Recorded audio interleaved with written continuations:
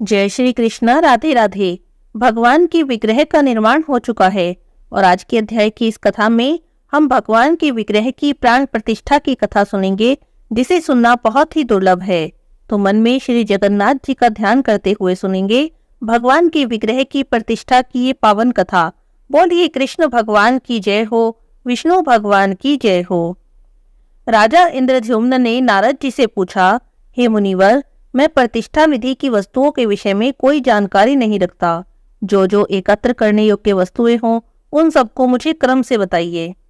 राजा की इस प्रकार पूछने पर नारद जी ने शास्त्रों के अनुसार विचार करके सब सामग्री की एक सूची पत्र पर लिखकर उन्हें दे दी। राजा ने वह पत्र पद्म निधि को दिया और कहा, इसमें लिखी हुई वस्तुएं एकत्रित करो। ब्रह्मा जी के लिए दिव्य भवन का निर्माण करो। ब्रह्म ऋषियों के लिए, इंद्रादिक देवताओं के लिए, सिद्धों, मनुष्यों और मुनीश्वरों के लिए यथा योग्य स्थान बनाओ। इस प्रकार आदेश देते हुए राजा इंद्रद्युम्न से नारद जी ने कहा, हे राजन, 3 रथ तैयार करवाइए। भगवान वासुदेव के रथ पर गरुड़ ध्वज फहरा रहा हो। सुभद्रा जी के रथ के ऊपर कमल के चिन्ह से युक्त ध्वजा लगाई गई हो। श्री बलभद्र जी के रथ पर ताल ध्वज या हल के चिन्ह से युक्त ध्वज होना चाहिए। श्री विष्णु के रथ में 16, बलभद्र जी के रथ में 14 और सुभद्रा देवी के रथ में 12 पहिए होने चाहिए। हे राजन सुनिए, चक्रधारी श्री कृष्ण के रथ का विस्तार 16 हाथ का, बलभद्र जी के रथ का विस्तार 14 हाथ का और सुभद्रा जी के रथ का विस्तार 12 हाथ का हो। नारद जी के इस वचन को सुनकर एक ही दिन में 3 रथ बनाए गए, जिसके धुरे, चक्के, खंबे और द्वार सभी बहुत सुंदर थे। तीनों रथों का विस्तार बहुत उत्तम था। सब में सुंदर ध्वज पताका लगी थी और नाना प्रकार की चित्रकारी से वे तीनों रथ बड़े ही मनोहर प्रतीत होते थे। उनमें लगाम और बागडोर से युक्त वायु के समान वेग वाले सैकड़ों सफेद घोड़े जुते हुए थे। नारद जी ने शास्त्रों के अनुकूल विधि से रथों की प्रतिष्ठा की। उसके बाद ब्रह्मा जी की प्रेरणा से उस उत्तम प्रसाद के समीप शुभ मुहूर्त में सब देवता आ पहुंचे। राजा इंद्रद्युम्न की आज्ञा से विश्वकर्मा जी ने एक बहुत बड़ी रतनमयी शाला तैयार की। उसमें प्रतिष्ठा कालीन पूजन उपयोग्य वस्तुएं, हविष्य, समिधा, कुशा, अनेक प्रकार के भोजन और सब संपत्ति का संचय करके रखा गया। उस समय पृथ्वी पर गाल नाम के एक राजा राज्य करते थे। उन्होंने भी माधव की एक प्रस्तर मूर्ति बनवाई और उसके लिए एक छोटा सा मंदिर तैयार कराकर उसमें स्थापना और पूजा की।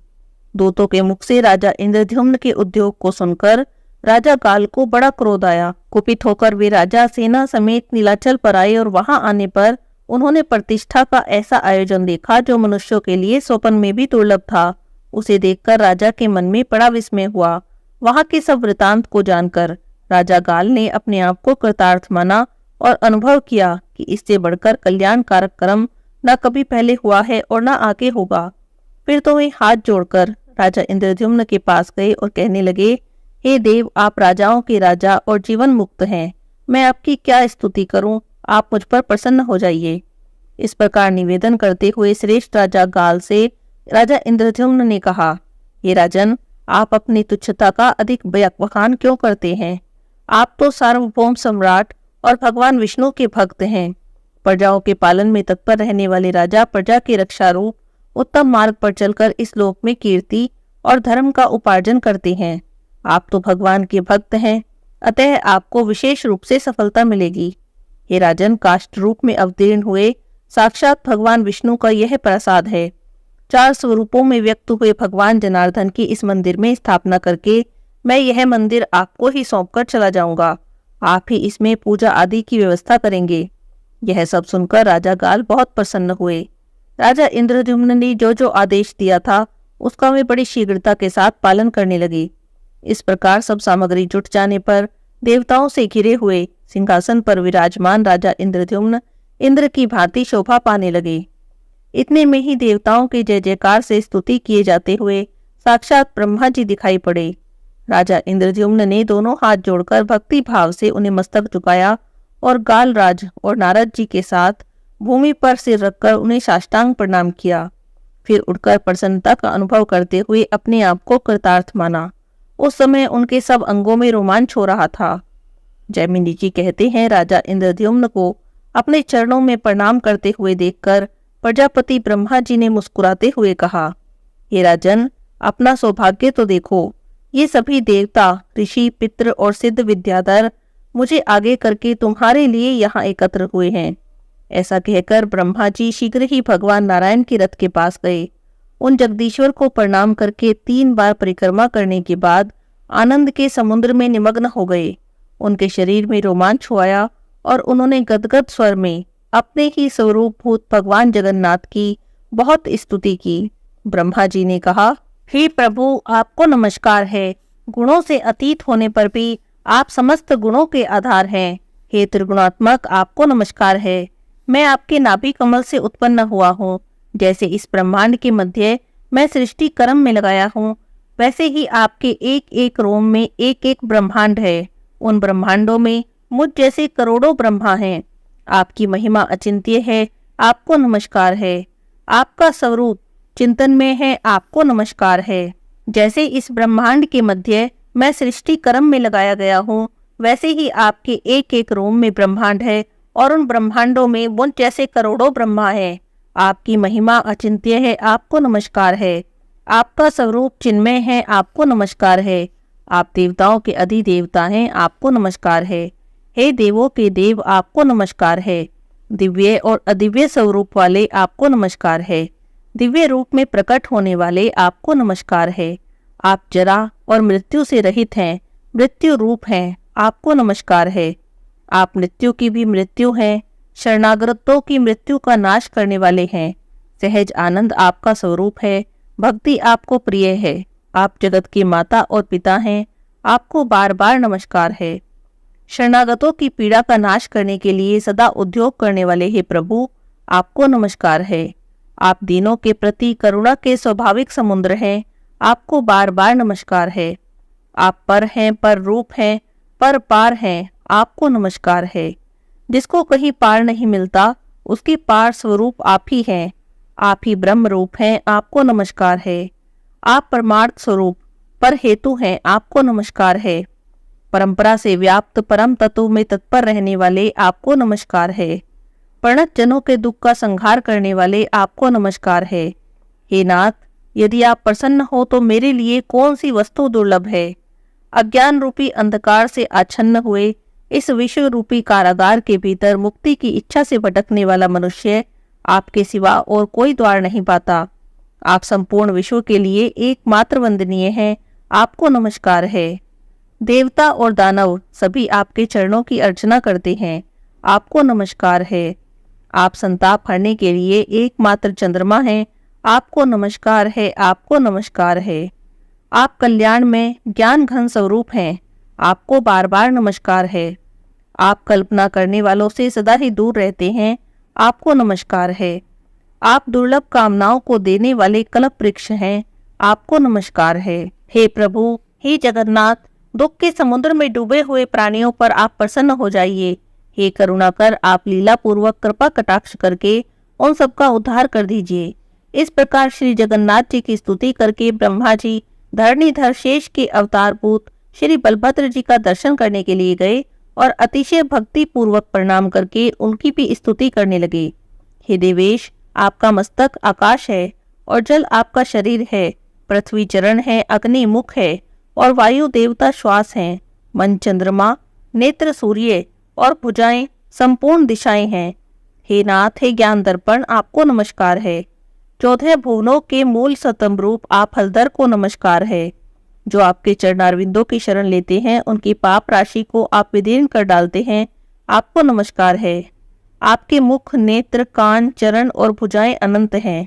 अनादि महामूल अज्ञान अंधकार राशि का विनाश करने के लिए सूर्य रूप आप बलभद्र जी को नमस्कार है।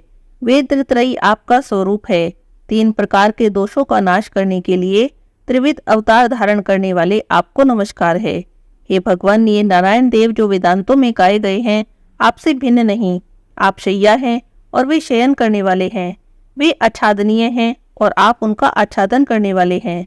जो कृष्ण हैं वे बलराम हैं और जो बलराम हैं वे ही कृष्ण हैं। आप दोनों में कोई भी अंतर नहीं। हे जगन में आप प्रसन्न हो जाइए। और इस प्रकार परमेश्वर बलभद्र जी को प्रणाम करके ब्रह्मा जी जगदीश्वरी सुभद्रा देवी का दर्शन करने के लिए उनके रथ के पास गए और वहां जाकर उन्होंने कहा, हे जगदम्ब, हे देवी, तुम्हारी जय हो। हे परमेश्वरी, तुम सर्वशक्ति हो, तुम्हें नमस्कार है। कैवल्य मोक्ष प्रदान करने वाली सुभद्रा देवी, मैं तुम्हें प्रणाम करता हूँ। हे कल्याणमयी सुभद्रे, तुम्हारी जय हो। इस प्रकार ब्रह्मा जी ने कल्याणमयी देवी सुभद्रा की स्तुति की और उन्हीं के समीप रथ पर विराजमान भगवान विष्णु के चौथे स्वरूप चक्र सुदर्शन को भी प्रणाम किया। उसके बाद बड़ी भक्ति से उनकी स्तुति की। हे सुदर्शन, आप महाज्वाला में हैं। आपकी प्रभा करोड़ों सूर्यों के समान है। जो अज्ञान रूपी अंधकार से अंधे हो रहे हैं, उन्हें वैकुंठ का मार्ग दिखाने वाले आप ही हैं। आप नित्य शोभाशाली और वैष्णवों के अपने धाम हैं। आप भगवान विष्णु के ही स्वरूप हैं। मैं आपको प्रणाम करता हूँ। इस प्रकार प्रणाम और स्तुति करके ब्रह्मा जी देवताओं के साथ मंदिर के पास गए और वहां उन्होंने अपने मन को अनुकूल प्रतीत होने वाली परम सुंदर शाला को देखा। उसके बाद वे राजाओं के दिए हुए दिव्य आसन पर आसीन हुए। ब्रह्मा जी की आज्ञा से राजा इंद्रद्युम्न ने शांति कर्म करने के लिए महामुनि भारद्वाज का वरण किया। प्रतिष्ठा कर्म में भेंट पूजा चढ़ाने के लिए जो जो देवता अभिष्ट माने गए हैं तथा होम कर्म में जिन जिन देवताओं के लिए आहुति देने का विधान है, वे सभी ध्यान करने पर ब्रह्मा जी की आज्ञा से चारों दिशाओं में आकर स्वयं उपस्थित हो गए। फिर गंध, पुष्प, माला, अलंकार, आभूषण आदि के द्वारा उनकी पूजा की गई। उसके बाद बुद्धिमान भारद्वाज जी ने देवादिदेव ब्रह्मा और सब देवताओं के समक्ष कर्म को प्रारंभ किया। राजा इंद्रद्युम्न ने बड़ी प्रसन्नता के साथ सबका पूजन किया और भगवान के विग्रह स्वरूप उस मनोहर मंदिर की, जिसमें अत्यंत महान ध्वज फहरा रहा था, प्रतिष्ठा करके भारद्वाज जी ने भगवत विग्रहों में प्राण प्रतिष्ठा के लिए ब्रह्मा जी से अनुरोध किया। तब ब्रह्मा जी उठे। उन्होंने नारद आदि ऋषियों और विद्वान ब्राह्मणों के साथ स्वयं स्वास्तिक वाचन किया। ब्राह्मण लोग वैदिक सूत्रों का पाठ करने लगे। भांति भांति के मंगल वाद्य बजने लगे। उस समय सबने रथ के समीप जाकर सीढ़ियों के मार्ग से सावधानी के साथ भगवत विग्रह को उतारा। दोनों बगल में, भुजाओं में, मस्तक पर, दोनों चरणों में हाथ लगाकर लोग धीरे धीरे भगवान नारायण को रुईदार गद्दे पर विश्राम कराते हुए मंदिर के पास ले गए। ऊपर ऊपर से पारिजात पुष्पों की वर्षा होने लगी और ब्रह्मा जी इस प्रकार स्तुति करने लगे। हे जगन्नाथ, हे श्री कृष्ण, आपकी जय हो। सब पापों का नाश करने वाले प्रभु, आपकी जय हो। लीला से काष्ठ विग्रह धारण करने वाले हे नारायण, आपकी जय हो। सबको मनोवांछित फल देने वाले माधव, आपकी जय हो। संसार सागर में डूबे हुए जीवों का लीला पूर्वक उद्धार करने वाले हे अविनाशी परमेश्वर, आपकी जय हो। आपकी सदा ही जय हो। हे करुणा सागर, आपकी जय हो। हे दीनोद्धार पारायण, आपकी जय हो। हे अच्युत, हे अनंत, हे ईशान, आपकी जय हो। आपकी जय हो। आपकी जय हो। हे प्रभु, आपको नमस्कार है। यह स्तुति होते समय नारद जी बड़ी प्रसन्नता के साथ वीणा बजा रहे थे। भगवान के मस्तक पर पीछे की ओर से 2 रत्नमय छत्र लगाए गए थे। दोनों पार्श्व भाग में चामर ग्राही देवता पंक्तिबद्ध खड़े थे, जो धीरे धीरे चंवर डुला रहे थे। इस प्रकार सब लोग बड़े कौतूहल के साथ बलभद्र जी, सुभद्रा जी और सुदर्शन चक्र के विग्रह को भी ले गए। मंदिर के मुख्य द्वार पर रत्नमय स्तंभों से सुशोभित मंडप तैयार किया गया था। उसमें अभिषेक के लिए भगवान को पधराया गया। उन सब विग्रहों के सामने दर्पण रख दिए गए। फिर रत्नों के कलश में रखे हुए तीर्थों के जल से क्रमशः पुरुष सूक्त, श्री सूक्त का पाठ करते हुए स्वयं ब्रह्मा जी ने लोक शिक्षा के लिए अभिषेक किया। उसके बाद अलंकार धारण कराकर भगवत विग्रहों को गंध और माला आदि से सुशोभित करके ब्रह्मा जी ने स्वयं ही आरती उतारी और मंत्र पढ़ते हुए उन सब विग्रहों को रत्नमय सिंहासन पर स्थापित किया। तब ब्रह्मा जी ने कहा, संपूर्ण जगत के आधार और समस्त लोकों में प्रतिष्ठित सर्वव्यापी जनार्दन, आप इस मंदिर में सुस्थित भाव से विराजमान हो जाइए। यह प्रतिष्ठा सुप्रतिष्ठा हो। हे नाथ, आपके प्रतिष्ठित होने पर हम सब यहाँ प्रतिष्ठित होंगे। आपकी आज्ञा और आपके प्रसाद से यह प्रतिष्ठा पूर्ण हो। इस प्रकार जगन्नाथ जी की स्थापना करके ब्रह्मा जी ने उनके हृदय कमल का स्पर्श करते हुए अनुष्टुम मंत्रराज का 1000 बार जप किया। अनुष्टुम मंत्रराज इस प्रकार से है। उग्रम वीरम महाविष्णुम ज्वलंतम सर्वतोमुखम नरसिंहम भीषणम भद्रम मृत्यु मृत्युम नमाम्यहम। इस मंत्र का 1000 बार ब्रह्मा जी ने जप किया।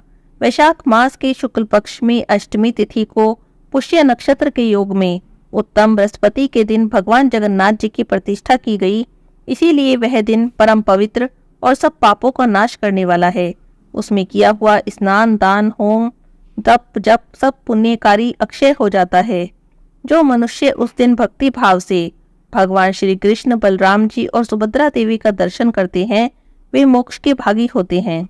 वैशाख के महीने में जो शुक्ल पक्ष की अष्टमी आती है, उसमें यदि बृहस्पतिवार और पुष्य नक्षत्र का योग हो तो उस दिन किया हुआ श्री जगन्नाथ जी का पूजन कोटि जन्मों की पाप राशि का नाश करने वाला होता है। इस प्रकार श्री जगन्नाथ जी के विग्रह की प्रतिष्ठा की यह कथा समाप्त होती है।